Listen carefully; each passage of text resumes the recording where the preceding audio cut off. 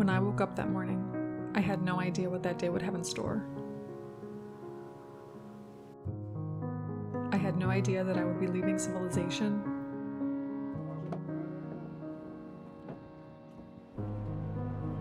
I had no idea that I would get on a boat and it would lead me to walk across the most remote part of Iceland. And so I had no idea that this place was about to change my life.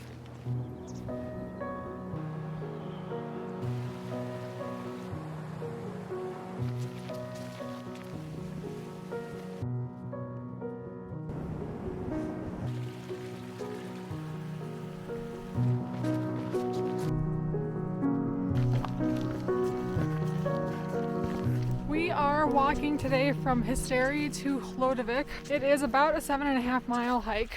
Hold on, let me back up. We're in the Hornstrandir Nature Reserve, a protected area sitting at the edge of the extremely remote Westfjords. Hornstrandir is a true wilderness experience, only accessible by boat. There are no roads, no supplies, and the weather is so extreme that it's only accessible a few months of the year. It was literally like looking at just a wall of snow. If you have heard of Hornstrandir, it's probably from watching this video, and you aren't alone. After getting dropped off in Hornstrandir, we arranged for a boat to meet us in 3 days at Hornvik. With no way to contact someone in case of a change of plans, our only way out was to walk across the peninsula in time to catch our boat. Even though it was already July, the walking season in Hornstrandir had just begun. We are not totally sure of how snowy the trail is going to be. We had no first-hand accounts about the conditions, except for week-old satellite imagery that showed extensive snow still covering most of the reserve. Now that we're up pretty high, we actually have had quite a bit of snow to cross. Thanks to a lucky break in the weather, we hopped on the opportunity to explore what is possibly the most beautiful part of Iceland.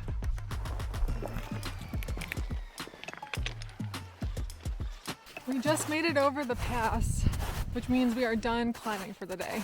When we were coming up to the pass, it was literally like looking at just a wall of snow. Fortunately, when we got closer, it wasn't quite so steep, but it was still definitely a workout to get up that snow.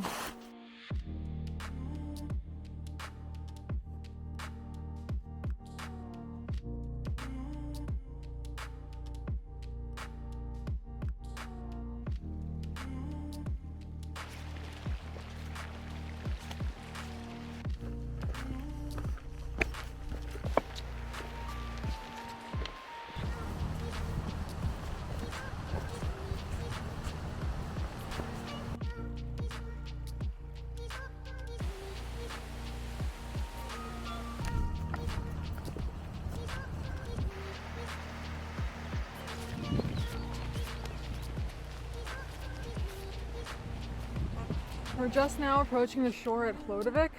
I'm not 100% certain, but I think this is my first time ever seeing the Arctic Ocean, so that's pretty exciting.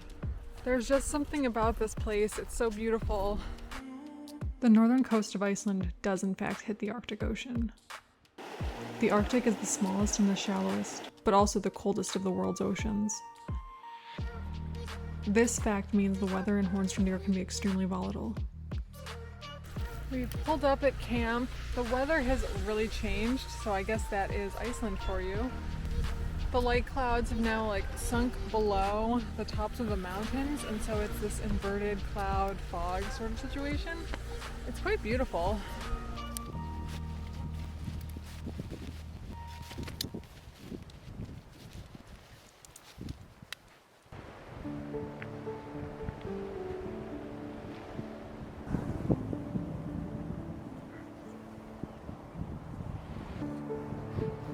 While sitting at camp, we got our first glimpse of the locals. Arctic foxes are the only mammals native to Iceland. While they live all over the country, Hornstrandir is one of the places where their numbers are the most abundant.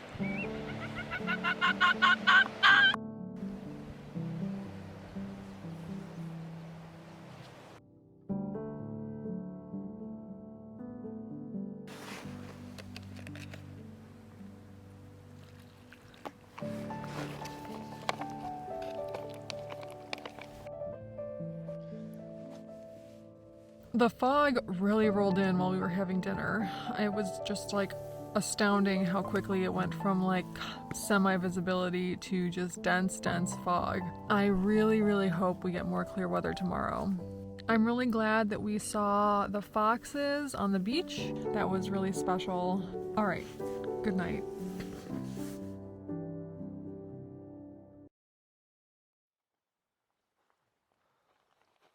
Last night, something really interesting happened. In the middle of the night, I woke up, and when I stepped out at 12:58, the sun was just on the horizon, and it was the most surreal thing to just like have not seen the sun all afternoon, and then there it is just in the process of setting, but like never quite going down.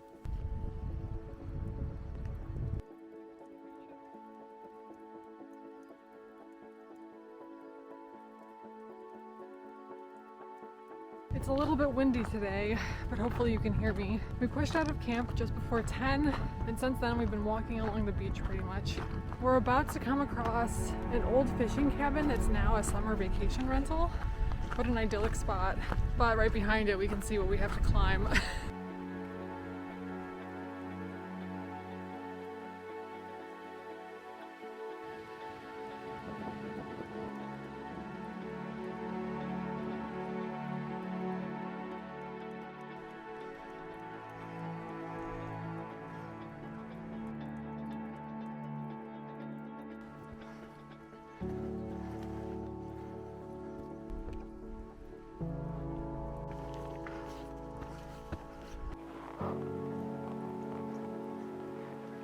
We made it to the top of Skalarkumber Pass. Sorry if I mispronounced that.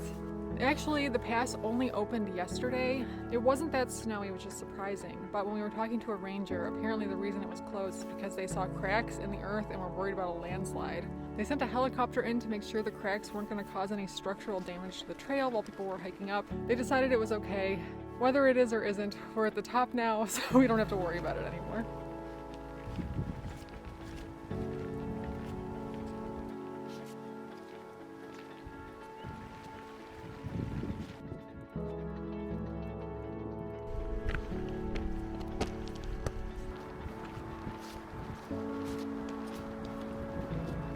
We just came down from the second pass and we got our first view of the Horn.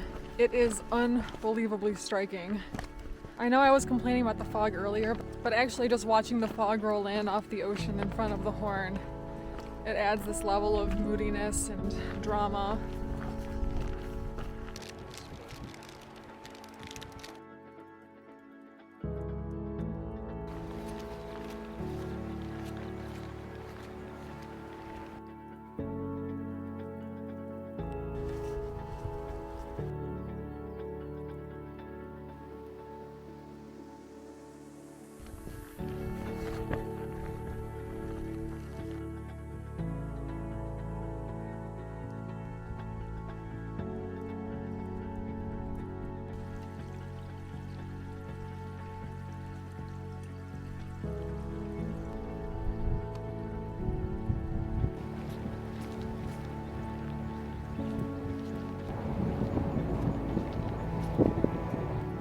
We are about a quarter of a mile from our campsite at the Hoffen camp.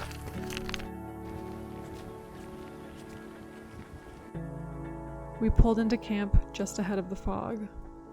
We had been on the fence about whether to continue on to the Horn that afternoon or the next morning, but the weather ended up making the decision for us. So another really great day in Hornstrandir. In the afternoon, the fog rolled in really heavy and cold. So we didn't really do much. We just kind of walked around the beach and did camp chores. Our plan right now is to wake up at 6 a.m. or 5:30 and try and head out to the Horn. So getting an early night's sleep.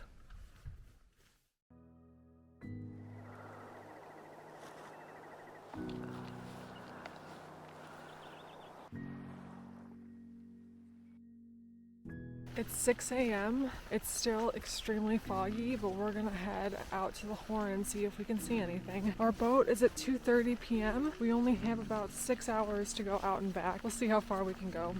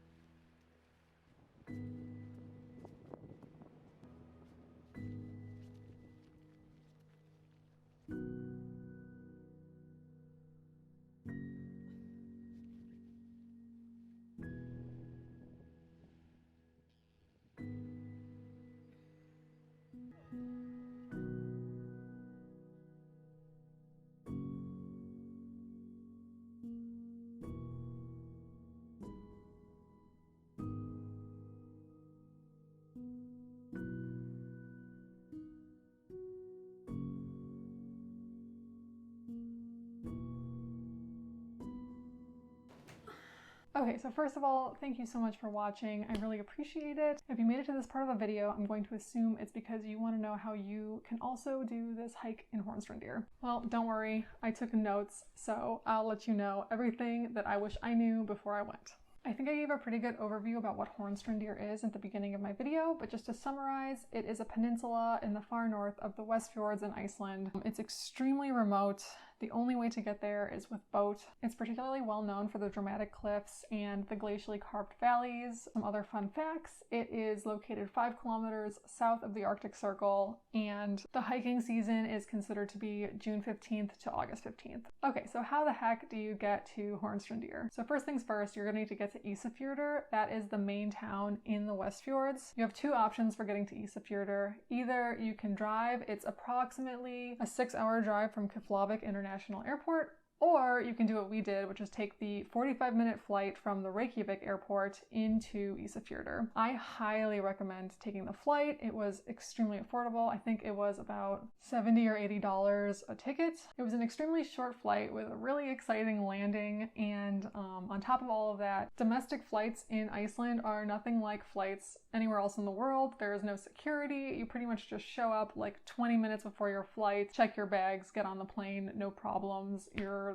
like in and out of the airport in an hour. If you do end up taking the flight, just know that the airport is across the bay from Ísafjörður, the town. We didn't know this when we got there, and we didn't have any way to get from the airport into the town, so we pretty much just stood around looking confused until someone offered to help us. What you can do to avoid looking like fools is to talk to the Westfjords organization in Ísafjörður before you go. They can help you organize a taxi from the airport into the town. Once you're in Ísafjörður, then you have to get to Hornstrandir. The only way to get there is via boat. There are 2 main boat companies that take tourists from Ísafjörður into Hornstrandir, and you can buy your boat tickets from either West Tours or Borea Adventures. We bought our boat tickets through West Tours. I'm definitely going to mispronounce the name of the boat company. Sjóferðir. Anyways, they were great. Boat left on time, both leaving from Ísafjörður and then also coming back to Ísafjörður. The boats don't stop at every location every single day, so make sure you check the timetables before you head out there, and then also make sure you have boat reservations going out and coming back. The boats will not make a stop unless they have a confirmed reservation, so you can't just plan to like play it by ear and like meet the boat somewhere, because there's a chance they're not going to stop there. Okay, so here's everything that we brought with us on our trip to Hornstrandir. I brought 2 wool base layers, one heavy one that I used for sleeping and one lighter one that I was walking around in, a pair of hiking pants, 2 pairs of socks, which is good because I actually ended up losing a sock. A pair of light snow pants. I didn't actually need these, but I would have been really happy to have them if it had started raining. I brought a light ski jacket. Dennis brought a jacket and a shell. I brought hiking boots. Hiking shoes probably would have been fine, but there were some really steep, loose trails, so, you know, if you're worried about your ankles, hiking boots is probably the way to go. Beanie, gloves, baseball cap, buff, sunglasses. I brought my REI sleeping bag rated to 17 degrees. I was comfortable with that. I was actually a little bit warm the first night and then comfortable the second night. We brought our Nemo Tensor sleeping pads, and then we brought our Big Agnes Tiger Wool 2 tent. So just when I was looking around, we definitely had the most lightweight tent of anybody I saw camping in Hornstrandir, but we felt comfortable bringing it because we have camped with it in winter conditions before. You know, even though it's a 3-season tent, we think it has held up pretty well even in wintry conditions in the past. We brought a stove, a pot. Okay, fuel. So before we left, I really wasn't sure where you could get fuel in Ísafjörður, and searching online didn't really come up with a concrete answer. So I'm just going to tell you, we got it from the N1 in Ísafjörður town. That's the gas station. I'd say it's definitely on the expensive end, like everything else in Iceland, but you're not going to have a problem finding it. Lighter, We brought a water filter, we brought the Sawyer Squeeze, we brought 3-liter Camelbacks. It was totally overkill. You'd be fine with just like a 1-liter bottle. There was water sources everywhere. And then we brought headlamps, but then when we got there, we were like, why do we have headlamps?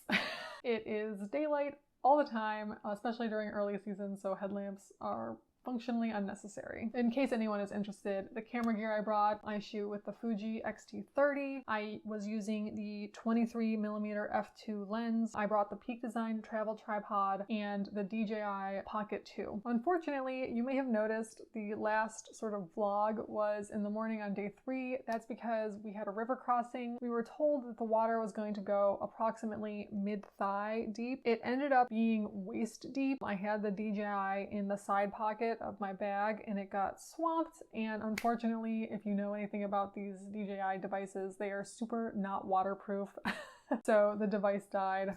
RIP. Additionally, if you're interested in shooting Arctic foxes, then I'm sure you know a 23mm lens is really not the right tool for that job. We did see one guy, I don't know exactly what lens he had, but I would guess it was probably like 100 to 400mm lens. If you want to go there to shoot the Arctic foxes, shoot the Arctic foxes, then definitely bring a zoom lens for that. All right, so after we got back to Ísafjordur, I made reservations at Tjórahúsið, which is supposed to be one of the best fish restaurants in all of Iceland. It is an all-you-can-eat fish buffet, definitely on the pricier side, but after spending, a few days camping, it is great to just have this like massive luxurious meal. All right, so do I recommend you go backpacking in Hornstrandir? If you are the kind of person who has like a backpacking bucket list, then 100% throw this on there. It was easily one of the most beautiful places I've ever been.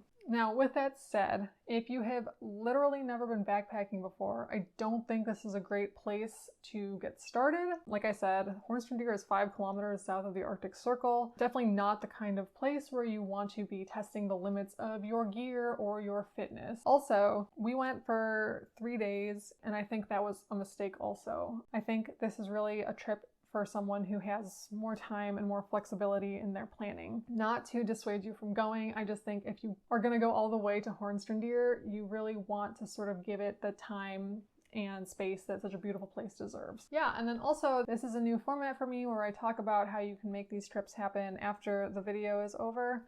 Let me know what you think of this format. I can keep doing this in the future if you find this valuable. If you're like, nah, we don't want to see you talking, we just want to see beautiful landscapes, let me know that too, because then I don't have to do this again. I think I've covered pretty much everything.